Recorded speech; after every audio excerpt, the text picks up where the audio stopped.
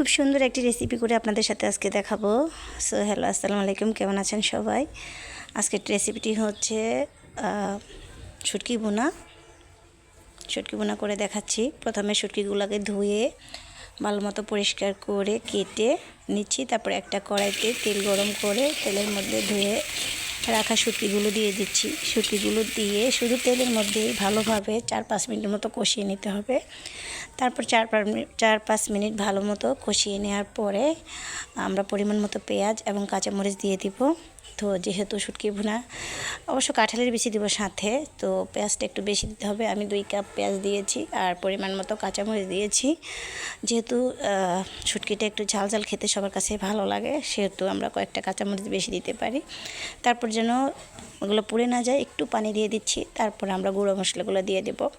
তো প্রথমে দিয়ে দিচ্ছি আমি লবণ, পরিমাণ মতো লবণ, 2 চা চামচ হলুদের গুঁড়া, 2 চা চামচ মরিচের গুঁড়া দিয়ে দিচ্ছি। তারপর ভালো মতো কষিয়ে নেব।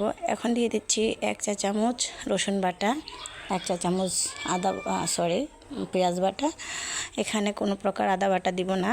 রসুন বাটাতে আদা বাটা সাধারণত দেওয়া হয় না, আমরা দেই না, আমরা খাইও না আদা বাটা।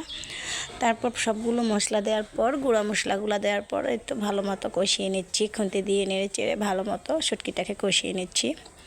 এখানে দিয়েছি কাঁঠালের বিচি দিয়ে যেন এটা পুড়ে না যায় জন্য একটু পানি দিয়ে দিচ্ছি, ঝোলের পানি দিয়ে দিচ্ছি। তারপর একটু ভালো মতো কষিয়ে নেব। পানি দেওয়ার পরে আবার একটু নেড়ে চেড়ে দিচ্ছি।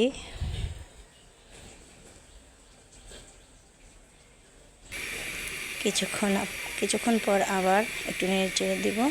খুব সুন্দর এসেছে কালারটা। যেহেতু সিদ্ধ হতে হবে সেজন্য একটু পানি দিতে হবে।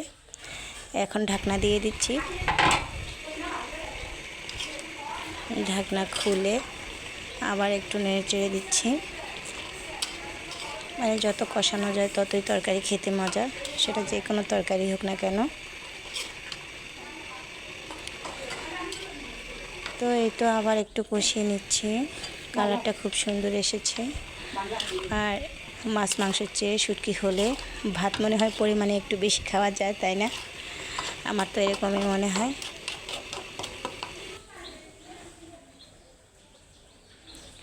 আপনারা তো হয়তো ভাববেন কড়াইটা খুব বাজে লাগছে দেখতে, কিন্তু বিশ্বাস করেন এই কড়াইটাতে রান্না করতে অনেক মজা, অনেক আরাম।